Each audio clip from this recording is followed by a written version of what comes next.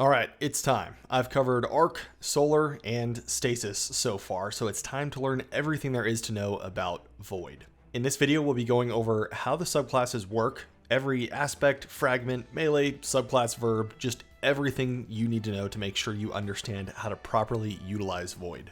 So Void is largely a gravity-based subclass where you can create tons of mini explosions, go invisible, weaken enemies, and just become a legitimate tank. And as with other subclasses, it's really strong once you can fully master it and really play into a specific style. And just like my other videos that are kind of similar to this, we're not going to be covering any specific builds. This is more of a foundational style video where we're going to be covering all the basics of Void to where you're going to know it inside and out. All right, with that out of the way, let's get into it. We're going to start at the subclass screen to see how everything in here works. So if you already are familiar with all that, go ahead and skip to the next section. But anyway, starting with the top left diamond, you've got your super ability section. Each class has at least 2 supers in Void, FYI, as opposed to the darkness subclasses, which just currently have 1 per subclass. The abilities section contains the class ability, jump choice, melee, grenade, where we can choose different options for each one. Aspects in the top right corner are the main gameplay style abilities that we have access to, and we can have any 2 equipped at any given time. These are class specific, so Titan aspects are different to Hunter aspects, which are different to Warlock aspects.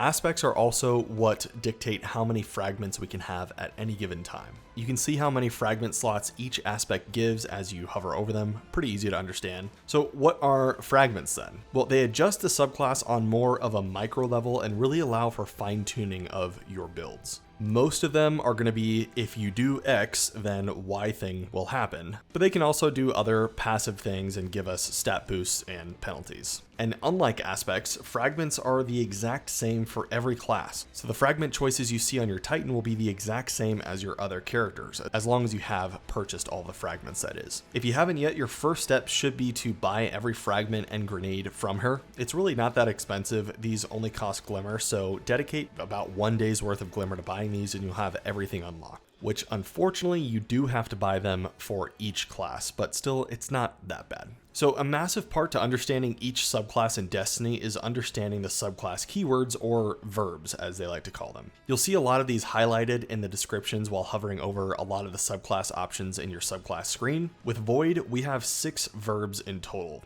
Invisibility, Weaken, Suppress, Volatile, Devour, and Overshield. Some classes do utilize these better than others, but every class does have access to every verb listed here. So for this section, we'll just be covering what these verbs mean before discussing how to activate and take advantage of each one. We'll start with the debuffs. Weaken is the main defense break debuff that we can apply to targets. The enemy will turn this dark purple color, making it really easy to see that they're weakened, and most of the time, weakened combatants will take 15% more damage. There is one option that will give us 30% more damage, but we'll cover that a little bit later. All weakened guardians will take 7.5% more damage inside Crucible. Weakened enemies will also move more slowly and will struggle with their weapon accuracy, making it a little bit easier to get around. Suppress is next, and it will render any non-boss enemies pretty much useless for a few seconds, as they will be completely unable to shoot any weapons or deal any sort of damage to you. It will remove a Hive Guardian or normal Guardian from their active super, and it will leave them unable to use any abilities for a few seconds. Suppress will also instantly stun any Overload champions, making it very easy to deal with them. Next, Volatile will make enemies unstable with Void energies, so dealing damage to volatile enemies will cause additional explosions to happen every few seconds. Volatile Rounds is a buff that we get that will make any enemies that we shoot with Void weapons become volatile. It's basically the same thing, it's just that our weapons now shoot volatile rounds. Both Volatile and Volatile Rounds are extremely powerful and really allow for massive amounts of ad clear, since each Volatile proc will cause damage to surrounding enemies as well. And if that wasn't good enough already, it also counters barrier champion shields, so within Void alone we have 2 champion types covered without needing any specific weapons. Alright, now that we've covered the debuffs, let's move on to the 3 Void buffs now, and we'll start with Devour. This is another incredibly powerful part of Void. By default, Devour has a 10-second timer at base. It can be extended in some ways, and any kills will instantly heal you to maximum health and will restore 15% grenade energy per kill, and will extend the Devour timer again. So theoretically, you can keep Devour up as long as there are just enemies around you and you can kill them. It's very, very strong. Overshield is next, and it's crazy how we can also use this with Devour, so it's just really easy to stay alive. This is that tank part of Void that I was talking about. The Overshield is that blue bar that we see over our normal health bar, and while we have this Overshield, we obviously have additional health, 45 HP to be exact, but we also take 50% reduced damage, and it can be stacked with other damage resist sources as well. So yeah, Overshield, very strong. And finally, we've got Invisibility. By default, it lasts for 6 seconds, and enemies will obviously not be able to see you. You still can take splash damage though, and maybe get shot from a stray bullet, so you have to stay on the move a little bit. You can sprint while invisible, but shooting a bullet, throwing a grenade, activating your super, or causing any sort of damage will remove that invisibility. So a kind of new thing that we have for each subclass now are objects, which kind of expands on that elemental well idea that unfortunately is no longer in the game. I do like this new system better though. Objects are the subclass specific things that we can pick up to cause additional effects to take place, kind of like how stasis shards and arc traces have been in the game for a little bit. The object we have for Void is called a Void Breach. They are the purple floaty things that you can see here. We'll cover these more in depth and how we can activate and utilize these a little bit later in the video, but at their base, Void Breaches will replenish some class ability energy for you. For this next section, I'm going to cover all of the class universal ways that we can work with each one of these verbs along with the Void Breaches. And also there are quite a few exotic weapons that have some of these void verbs attached to them intrinsically, but I'm not going to include them in here since there are quite a few of them, and it seems like Bungie updates old exotics to work with subclass verbs pretty often, so this video could get outdated kind of quickly. Just be sure to check any exotics that you have to see if they have any of those related subclass verbs attached to them. And lastly, we will be getting to more class specific stuff here in a little bit, but for now, just a reminder, this does not matter what class you play on, this section applies to you. It applies to any class. Let's really quick circle back to the Void debuffs to see how we can activate them, starting again with Weaken. Weaken can only be activated universally in one way, which is with the Echo of Undermining Fragment. All you have to do is damage any enemy with a Void Grenade, and they become weakened. Easy. However, Echo of Harvest can boost Weaken's effectiveness just a bit by generating an Orb of Power and a Void Breach by precision killing any weakened enemies. It's not the best fragment, but it is there if you want it. Let's move on to Suppress next. Similar to Weaken, there's only one universal way to suppress enemies, and it's through the Suppressor Grenade, which is obvious because it's in the name. But you can also use the Echo of Domineering Fragment to get a bit more out of Suppress if you want. It states that after suppressing a target, you get greatly increased mobility for a short duration, your equipped weapon is reloaded from reserves, and killing any of these suppressed targets will spawn in a Void Breach. There's a lot going on in this one, pretty well thought out. Next up, we've got Volatile. We can finish enemies to create an explosion to make any surrounding enemies become volatile by using the Echo of Cessation fragment. And with Echo of Cessation, defeating volatile enemies will also create a Void Breach. This is very strong and great for walking tank builds. Echo of Instability gives volatile rounds to Void weapons after getting a kill with any grenade. Void SMGs like Funnel Web and Unforgiven, or even some Trace Rifles, are awesome weapons to pair with volatile rounds due to their heavy damage output and general ad clear potential. Echo of Instability is a top tier fragment that I use regularly in my Void builds. We also have a non-subclass method of proccing Volatile, and that's through the unique Destabilizing Rounds trait that's found only on Void weapons. How it works is killing any combatants with a weapon that has this trait on it will cause any enemies within 6.5 meters to become volatile. This is a trait that is launched with Season 20, so only a few weapons have it at the moment, but we can expect more of these to launch over this year, I would assume. Moving on to the buffs now, let's see how we can work with the Devour verb. Echo of Starvation is an extremely easy way to activate Devour, as all you have to do is pick up an Orb of Power or a Void Breach and you get Devour. Orbs are just so easy to generate now with the Siphon helmet mods. This fragment is a must-have for any builds centered around Devour, and it is definitely worth the -10 recovery that it comes with. Echo of Persistence is another really good fragment to pair with Devour, since it boosts the duration that Devour is active to a total of 15 seconds. It boosts the duration of other Void buffs as well, like Invisibility and Overshield. We'll cover that in a second. This will lower your resilience by 10, but again, it is worth it in my opinion. Next up, we've got the Void Overshield. Echo of Vigilance will grant a Void Overshield if we get a kill while at red bar health. It has a -10 recovery penalty, and in my opinion, this is just too specific of a use scenario to use it regularly, but use it if you want. We also have Repulsor Brace, which is another trait that can only be found on certain Void weapons. Repulsor Brace will grant you a 45 HP Void overshield for 8 seconds after you get kills on any Void debuffed enemy. I'll say this a few times in a video, but Void debuffs are just very easy to apply, which means that this is a top tier trait for a lot of Void builds. It's just so easy to keep your overshield up with using this. Echo of Persistence is again available to you to extend the duration that overshields are active. Finishing up with invisibility, we have Echo of Obscurity that grants invisibility after finishing any enemy, which is for sure a needed fragment for running any invisibility focused builds. And as a bonus, it also gives an additional 10 recovery. And again, for the third time, Echo of Persistence can increase the duration that invisibility is active. As for the Void Breeches, remember by default, they will restore class ability energy when you pick them up, but they can do more for us as well. We've discussed a few fragments that they synergize with already, but let's recap them all in one section really quickly.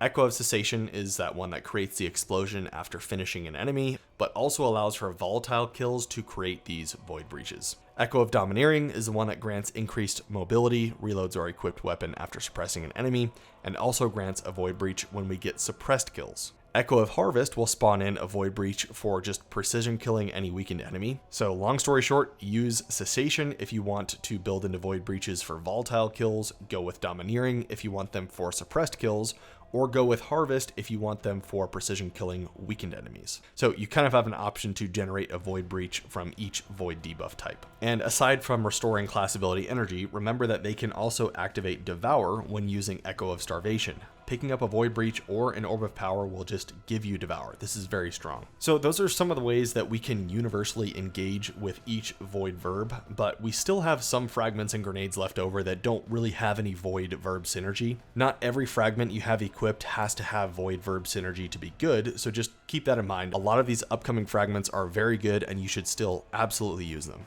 Echo of Expulsion feels kind of like volatile, but it's not. Any Void ability final blows you get will cause the target to explode. This is very powerful with Void grenades and some melees as well, and it also gives you a 10-point boost to Intellect. Echo of Provision will give you melee energy as you damage enemies with grenades. It's a minus 10-point discipline penalty though, so keep that in mind. And kind of opposite of that is Echo of Exchange, which grants grenade energy for getting melee kills. Echo of Remnants will make any lingering grenades, so Vortex, Void Wall, Void Spike, or Axion Bolt grenades last longer.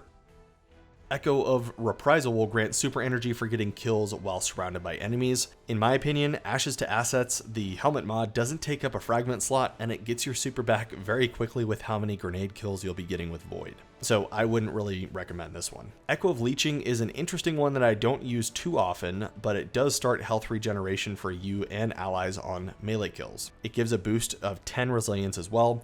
I just think that building into Devour is the better play here since it's so easy to keep up and the healing component is instant instead of healing over time, which is what you get with Leeching.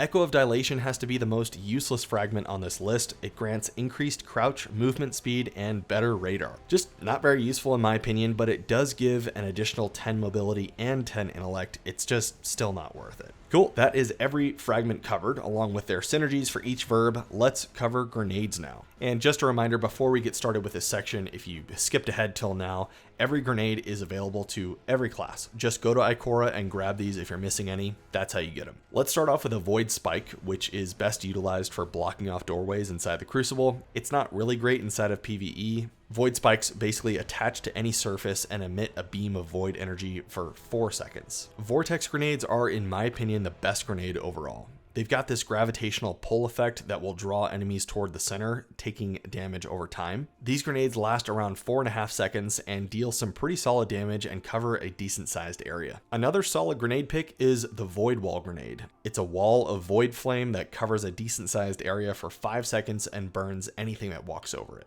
Axion bolts are grenades that will seek out enemies once they impact a surface. They'll kind of hang around on the ground for a few seconds until an enemy nears by. Then the Axion bolt will chase after them and explode. We discussed suppressor grenades a little bit in the previous section, but we'll just go ahead and cover them again real quick. Upon impact, they immediately suppress any surrounding enemies and will also dish out some damage while doing so. Non-boss combatants will be unable to fire their weapon or damage you, basically. And another reminder that tossing one of these at an overload champion will immediately stun it. Scatter grenades will split into smaller projectiles that will turn into multiple explosions. This grenade covers a decent sized area, similar to the Vortex grenade, but I still like the Vortex grenade a little bit better. And finally, we have the magnetic grenades, or sticker grenades. It deals an okay amount of damage, it detonates twice, but it covers a smaller area than most other grenades, so I don't use this too often in PvE. If you're accurate with them in PvP, then go for it. These are pretty good. So everything we've discussed up until this point has been universal, non-class specific. But we'll now move on to how Void can be utilized specifically for each class and really what makes each version of Void feel unique. Let's start with the Sentinel Titan, which specializes in crazy overshield generation and keeping our team protected. We get our usual 2 barricades and jump options, so I'm not going to cover those here, but Void does give 2 melee options for us. We get the usual shoulder charge style melee that's seen a lot with Titan. Nothing really different to how the ability feels, but it's very strong in its utility. Shield bashing an enemy will instantly suppress it, making it another built-in way to counter overload champs. And defeating any enemy with this ability will just instantly grant you overshield. Pretty nice. But my preference though for the majority of content is going to be the shield toss ability. Its range is very useful, it's really good in high-end content, and it also grants a small amount of overshield on every enemy hit. So throwing your shield at a group of enemies can give you a good amount of overshield. I also like how it can ricochet off of surfaces. Overall, it's just really fun to use and you feel like Captain America. And just like every other Void subclass here, Titans have 3 aspects to choose from. Controlled Demolition grants 2 fragment slots, and it's the explosions everywhere aspect. This, in my opinion, is the one that you should have on Titan 100% of the time because of how strong it is. Hitting any target with any Void ability will make targets volatile. Or if any volatile explosion damages any surrounding enemies, those enemies will also become volatile. Continuing to damage these volatile enemies will cause them to explode, and it will heal you and surrounding teammates when delivering final blows on these volatile enemies.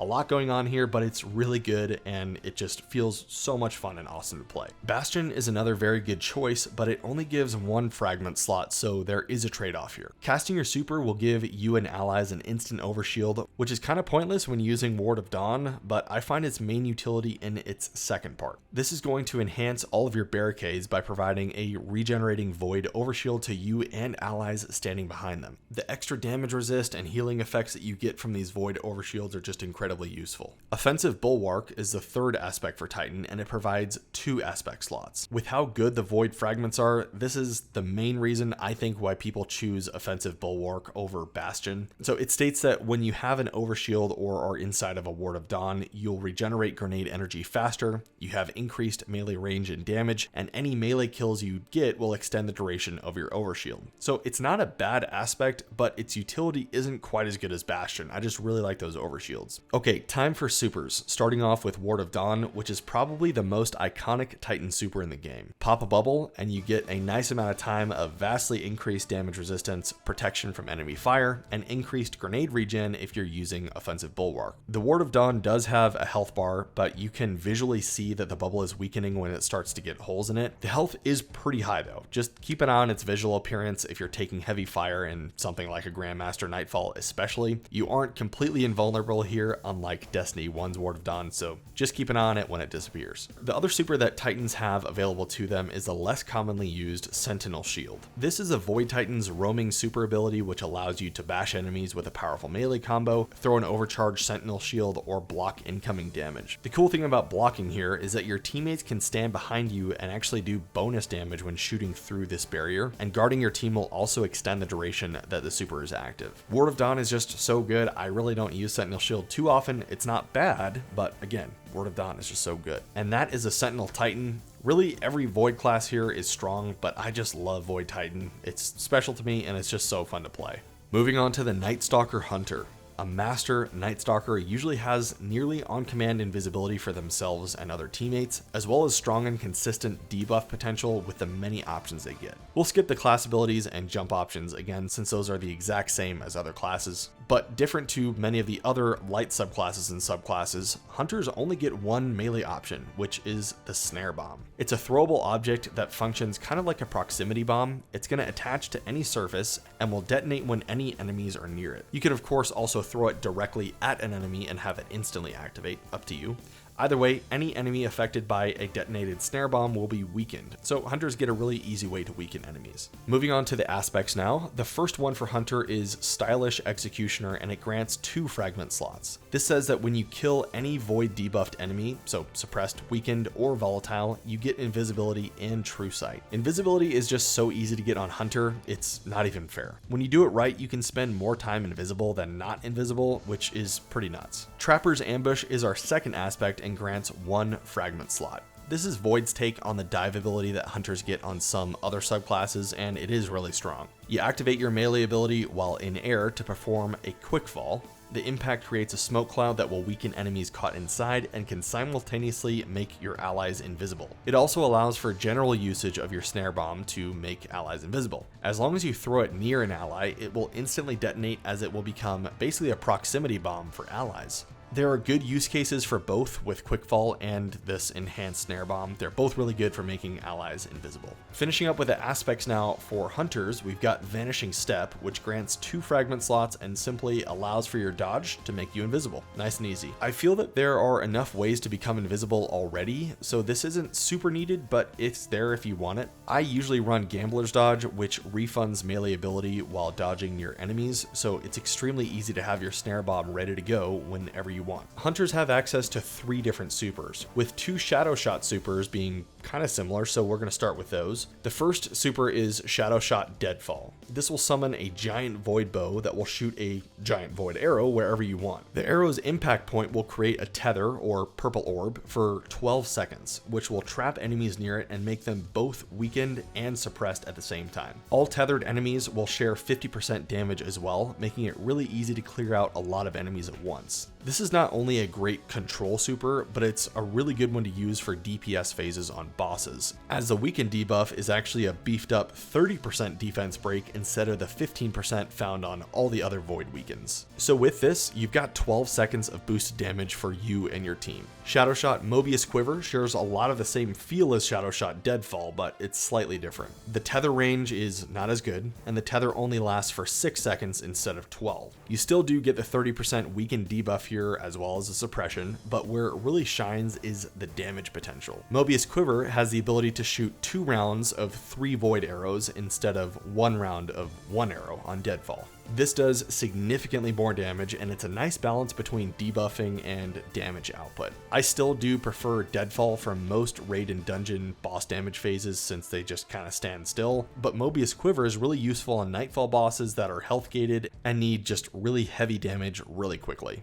And finishing up with the Hunter supers, we have Spectral Blades, which is definitely more utilized in PvP than it is in PvE. The Shadow Shot supers are just too valuable to be using Spectral Blades in any sort of PvE content, so just don't use it. But Spectral Blades are a roaming super that give both a light and a heavy attack option. The light attack is your standard melee attack, but the heavy attack is useful in that it automatically makes you invisible when you use it, and while you're invisible, you gain true sight and increased damage resistance. This is a really solid choice in the Crucible, and it's really annoying to go up against people that use this. Okay, let's finish up this video with the Voidwalker Warlock. Voidwalkers really specialize in survivability with Devour and have massive ad clear potential with a powerful grenade and general ability usage. So Warlocks, kind of like Void Hunters, only have one melee ability: Pocket Singularity. You basically throw an unstable ball of void energy at enemies, causing them to be pushed back and become volatile. It's really nothing much more than that. It's simple, but it does the job. The first aspect for the Void Warlock is Chaos Accelerant, and it grants 1 fragment slot.